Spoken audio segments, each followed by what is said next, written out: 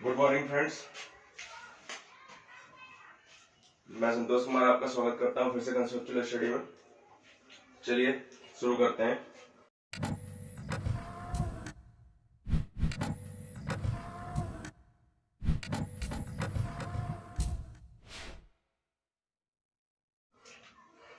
एक आपके दो टॉपिक और बचे हैं स्मॉल स्मॉल से, ठीक है। ये वीडियो काफी छोटा होगा और इसमें अभी हम डिस्कस करेंगे। एक टॉपिक है तुम्हारा resistivity.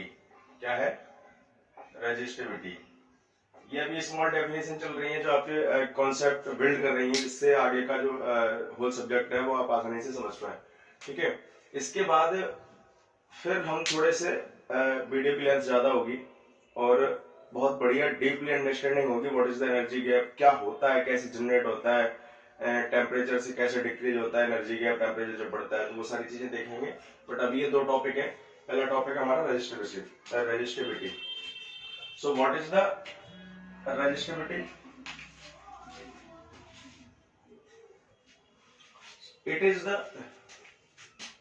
It denotes with rho.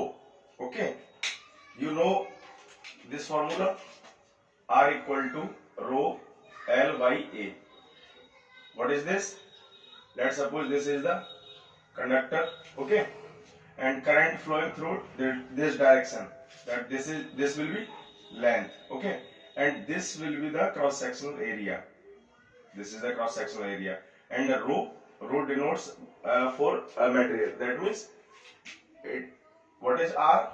R is resistance, but rho is specific resistance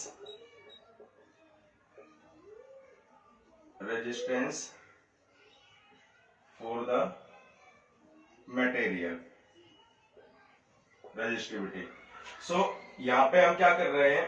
यहाँ पे हम रेजिस्टेंस के बारे में ज्यादा बात नहीं कर रहे हैं, यहाँ पे हम रेजिस्टिविटी के बारे में बात कर रहे हैं। रेजिस्टिविटी का मतलब ये हो गया कि एक पर्टिकुलर मटेरियल के लिए ये तुम्हारी फिक्स होगी, ठीक है, ये तुम्हारी फिक्स होगी।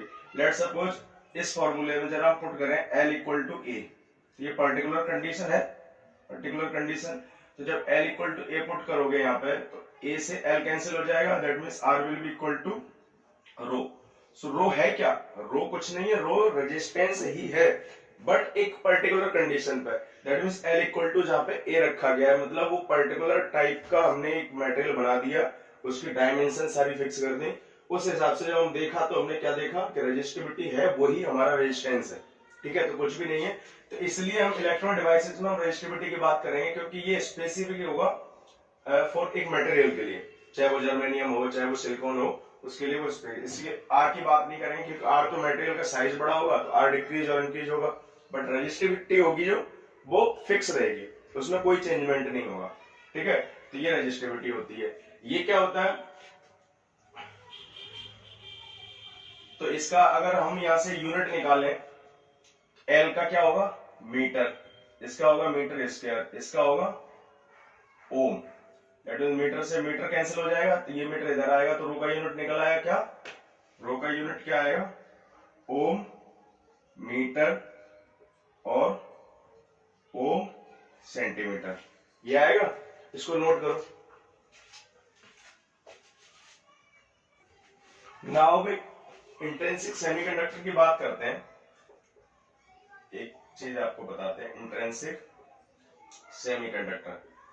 इंट्रिंसिक सेमीकंडक्टर में कहीं ना कहीं अगर हम रेजिस्टेंस की बात करें तो टेम्परेचर डिपेंडेंसी क्या होगी, ये टॉपिक है इसमें। तो एक इंट्रिंसिक सेमीकंडक्टर है, सपोज ये प्योर है, प्योर मतलब इंट्रिंसिक होता है, ठीक है, इंट्रिंसिक सेमीकंडक्टर है। इसमें ये सपोज किसी T equal to T1 kelvin पे है, T equal to T1 kelvin पे। अब हम T इंक्रीज कर रहे हैं, that means T equal to let's suppose T2 kelvin, okay. What will happen?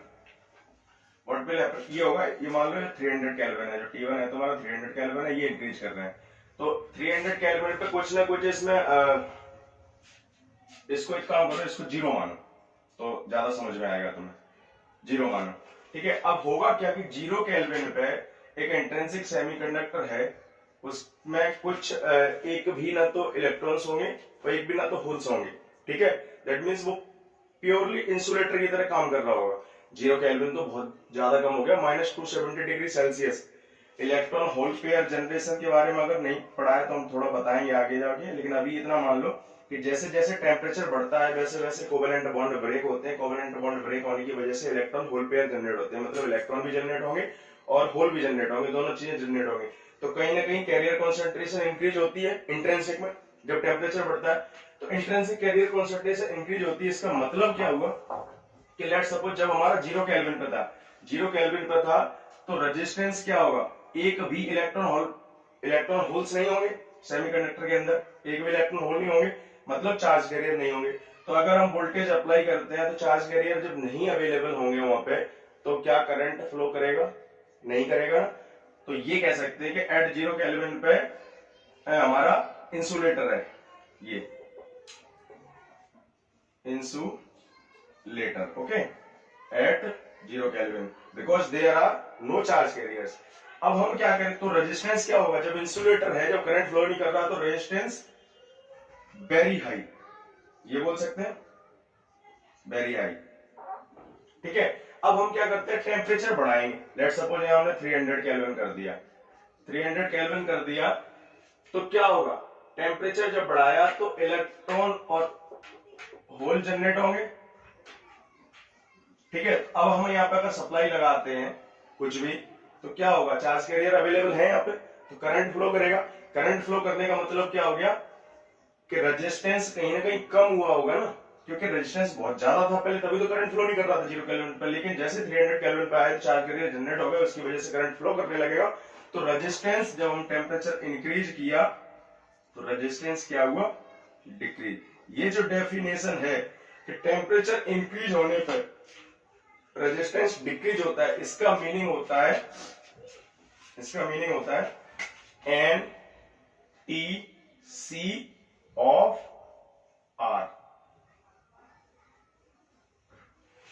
इसका मीनिंग नेगेटिव, एन का मतलब नेगेटिव, टी का मतलब टेम्परेचर, सी का मतलब कोफिशिएंट ऑफ आर, मतलब नेगेटिव टेम्परेचर, कोफिशिएंट मतलब अगर हम टेम्परेचर बढ़ाएंगे तो रेजिस्टेंस कम होगा, और अगर और टेम्परेचर कम करेंगे तो रेजिस्टेंस इंक्रीज होगा। अगर यहाँ सपोज लिख देते पीटीसी ऑफ आर, तो क्या हो जाता, टेम्परेचर बढ़ाने पे हमारा रेजिस्टेंस बढ़ता पीटीसी ऑफ आर पर। लेकिन इंट्रिंसिक सेमीकंडक्टर में क्या होता है, एनटीसी ऑफ आर, मतलब टेम्परेचर बढ़ाएंगे तो कंडक्टिविटी इंक्रीज होती है, कंडक्टिविटी इंक्रीज होने की वजह से करंट फ्लो करेगा तो कहीं ना कहीं रेजिस्टेंस कम होगा। इसलिए हम टेम्परेचर, इसका एनटीसी ऑफ आर होता है, टेम्परेचर बढ़ेगा तो रेजिस्टेंस डिक्रीज होगा। नोट करो ये। नाउ नेक्स्ट टॉपिक हमारा आता है कंडक्टिविटी। रेजिस्टिविटी पढ़ ली, अब आता है कंडक्टिविटी। तो कंडक्टिविटी होता क्या है, कंडक्टिविटी होता है, कंडक्टिविटी के मीनिंग से थोड़ा समझ में आ रहा हो, कंडक्ट लाइक कंडक्ट कुछ समझ में आ रहा होगा। तो कंडक्ट मतलब उसमें कुछ भी कंडक्ट कर जाए, मतलब वो कुछ फ्लो कर जाए उसके अंदर से, यही मीनिंग समझ में आ रहा है। तो कंडक्टिविटी का मतलब होता है current carrying capability of the material और सेमीकंडक्टर मटेरियल, कुछ भी लिख सकते हो, ठीक है। इसका मीनिंग ये होता है कंडक्टिविटी का कि कंडक्टिविटी जितनी ज्यादा होगी, दैट मींस उसमें करंट फ्लो होने की कैपेसिटी होगी, वो कैपेबिलिटी होगी, वो बहुत ज्यादा होगी। इसका ये मीनिंग होता है, ठीक है। तो ये रेसिप्रोकल ऑफ द रेजिस्टिविटी हमने बताया था कि रेजिस्टिविटी ज्यादा होगी, रेजिस्टेंस ज्यादा होगा तो मतलब करंट कम फ्लो करेगा। लेकिन ये उसका उल्टा होगा, क्योंकि ये करंट कैरिंग कैपेबिलिटी को बताता है, वो ये बताता है जितनी ज्यादा होगी उतना कम फ्लो होगा। ये बताएगा कि जितना ज्यादा मतलब कंडक्टिविटी होगी उतना ज्यादा करंट फ्लो करेगा, ठीक है। तो ये अपोजिट होता है। तो अभी हमने देखा कि रो की यूनिट क्या होती है, ओम सेंटीमीटर। तो कंडक्टिविटी की क्या हो जाएगी, इसका अपोजिट कर दोगे 1/ओम सेंटीमीटर, ठीक है। अगर इसको और लिखोगे तो ओम इनवर्स ऊपर होगा तो उसको ओम इनवर्स को ऐसे लिख देते हैं मो, इसको बोलते हैं MHO, मो पर सेंटीमीटर, ठीक है। इसको ये भी बोलते हैं, और अदर वर्ड में इसको हम एक नाम और दे देते हैं सीमेंस, ठीक है। सीमेंस बोल देते हैं। तो इसकी यूनिट क्या होती है ये। अब इसके फॉर्मूले पे आते हैं, अभी पहले इसको नोट करो, मैं मिटा रहा हूं इसको, पास करके नोट कर लेना, ठीक है। अब हम देखते हैं कि इसका जो क्या है, क्या टेम्परेचर का इफेक्ट पड़ता है, कैसे ये इसका फॉर्मूला बनता है, क्या सब, ठीक है। तो कंडक्टिविटी का जो फॉर्मूला होता है, तो कंडक्टिविटी बेसिकली डिपेंड किस पे करती है। कंडक्टिविटी को अगर हम लिखें तो पहला होता है कैरियर कॉन्सेंट्रेशन, दूसरा होता है मैग्नीट्यूड ऑफ चार्ज,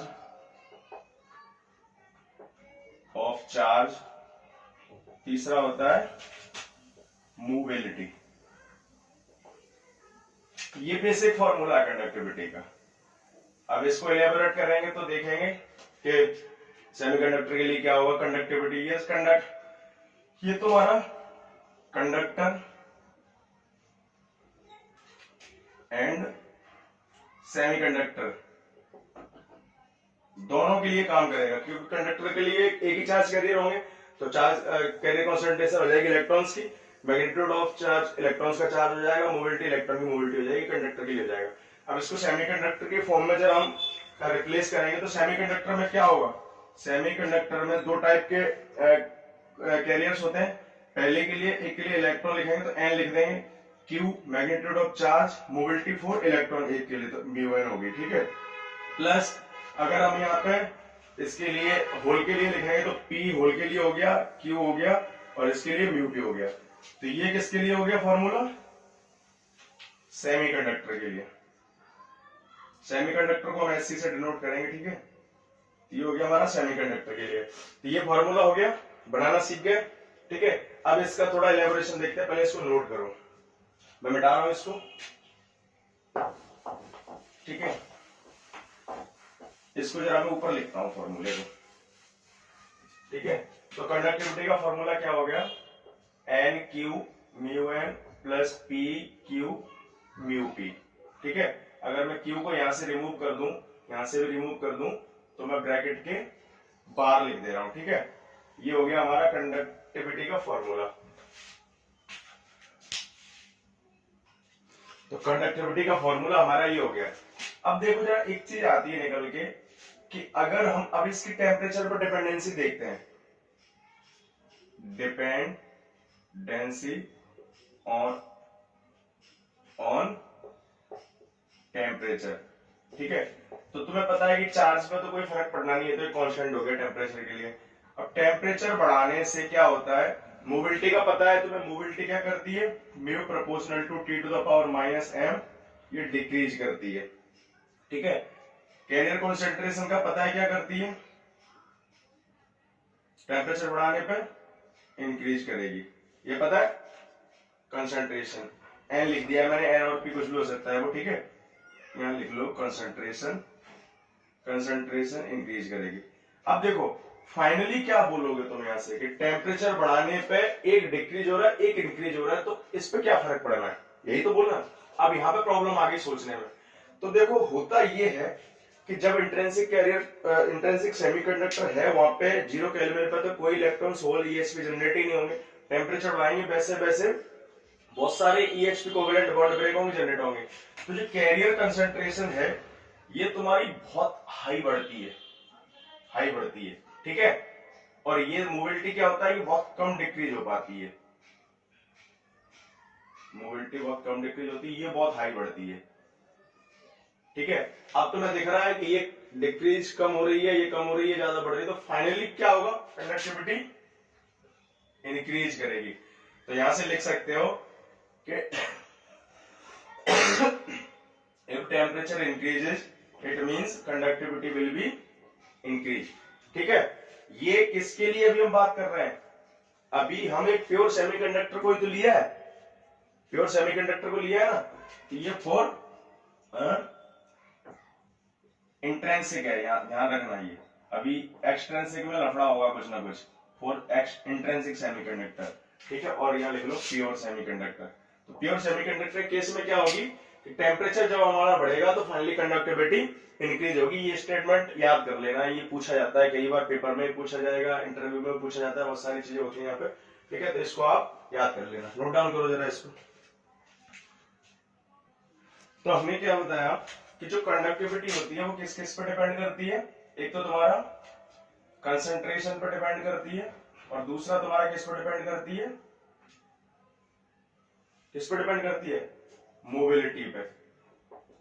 अगर इसको और एलेबोरेट करें थोड़ा सा, तो यहां से हम ये बोल सकते हैं कि कंसंट्रेशन पर डिपेंड करने का मतलब क्या हुआ कि अगर हम सपोज एक्सट्रिंसिक बनाएंगे, जब हम उसमें डोपिंग करेंगे तो कंसंट्रेशन ही तो इंक्रीज करते हैं, जैसे एनडी की डोपिंग करते हैं, एनए की डोपिंग करते हैं, उससे क्या होता है कि नंबर ऑफ इलेक्ट्रॉन्स ऐड कर रहे हैं एन टाइप में और नंबर ऑफ होल्स ऐड कर रहे हैं पी टाइप में, यही तो मीनिंग होता है। तो कहीं ना कहीं कंसंट्रेशन का मतलब डोपिंग हो गया, ठीक है, डोपिंग हो गया। और मोबिलिटी का मतलब कि मोबिलिटी पर डिपेंड करती है, मोबिलिटी किसकी वजह से अफेक्टेड हो, टेम्परेचर की, तो डायरेक्टली ये भी बोल सकते हैं कंडक्टिविटी टेम्परेचर पर भी डिपेंड करती है, ये बोल सकते हैं, ठीक है। ये इसलिए ये तो हमने देख ही लिया अभी टेम्परेचर की डिपेंडेंसी, ठीक है, टेम्परेचर की डिपेंडेंसी देख ली।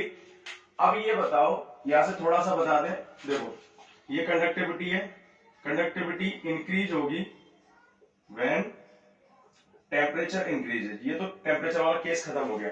अब डोपिंग वाला केस होता अगर, तो सपोज हम क्या करेंगे,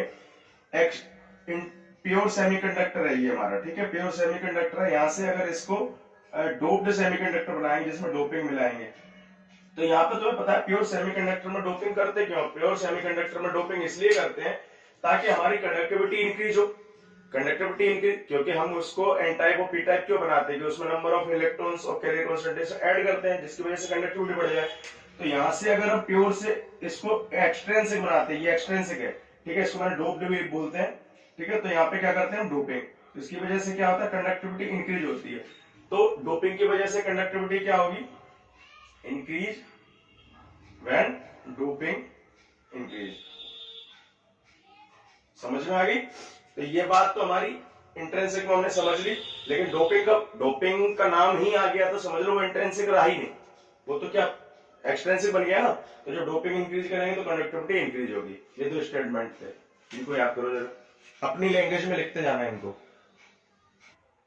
ना। एक टॉपिक और बचता है छोटा सा, करंट डेंसिटी। बेसिक में करंट डेंसिटी का जो टॉपिक है वो हम आगे फिर डिस्कस करेंगे दोबारा से, जिसमें diffusion, drift current, density, all these things होंगी, लेकिन यहाँ बेसिक चीज बता रहे हैं ओनली इसके बारे में। तो J इक्वल टू क्या होता है, J होती है I बाई A, मतलब एम्पियर पर सेंटीमीटर स्क्वायर और मीटर स्क्वायर, कुछ भी लिख सकते हो, ठीक है। ये तो तुम्हारा बेसिक फॉर्मूला होता है जो हर जगह तुम अप्लाई कर देते हो, लेकिन अगर हम यहां से बात करें एक फॉर्मूला और, J equal to sigma E, इसको आगे हम चलेंगे ड्रिफ्ट करंट डेंसिटी बोलेंगे, लेकिन अभी सिर्फ इतना याद करके रखो कि इसको हम ओम्स लॉ भी बोलते हैं, ओम्स लॉ।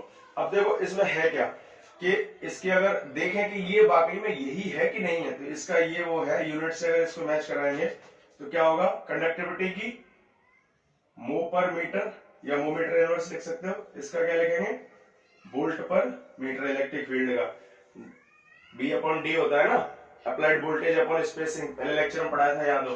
तो ये क्या हो जाएगा तुम्हारा, अगर ऊपर को V ऐसे लिखें और मो को अगर मैं 1 बाई ओम लिख सकता हूं, नीचे मीटर स्क्वायर, तो बी बाई ओम किसका हो गया, ये ओम्स लॉ, मतलब करंट का हो गया एम्पियर पर मीटर स्क्वायर।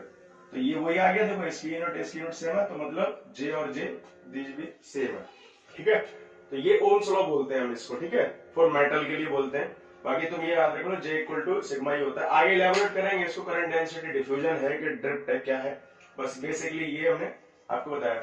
तो अगर आपको हमारे वीडियो पसंद आ रहे हैं, बस अभी थोड़ी तबीयत खराब थी इस वजह से वीडियो अपलोड नहीं कर पाया, अगर आपको हमारे बाकी वीडियो पसंद आ रहे हैं तो इसको लाइक शेयर सब्सक्राइब सब कुछ करें, और जिनके पास नहीं पहुंच पा रहा है उसको पहुंचाएं, आपकी ड्यूटी बनती है, ठीक है। अब आगे से जो टॉपिक आने वाले energy gap, actually energy gap के बारे में बेसिक तो हमने बता दिया, कंडक्शन बैंड, वैलेंस बैंड होता है, बेस का एनर्जी गैप होता है, लेकिन होता क्या है ऐसे स्क्रीन पे कुछ भी नहीं, वो बनता कैसे है, क्यों बना, क्यों उसके अंदर एनर्जी गैप आया, क्यों मैंने बोला था कि टेम्परेचर इंक्रीज कर रहा था तो एनर्जी गैप डिक्रीज हो रहा था, क्यों मैंने बोला, वो तो एक फॉर्मूला दे दिया था, Eg T equal to Eg not minus beta not into T, ठीक है। बीटा की वैल्यू दे दी 2.23 इंटू 10⁻⁴, 3.6 इंटू 10⁻⁴ फॉर जर्मेनियम और वो सब चीजें दे दी थी, सॉरी सिलिकॉन, 3.6 इंटू 10⁻⁻⁴ ये होता है सिलिकॉन के लिए।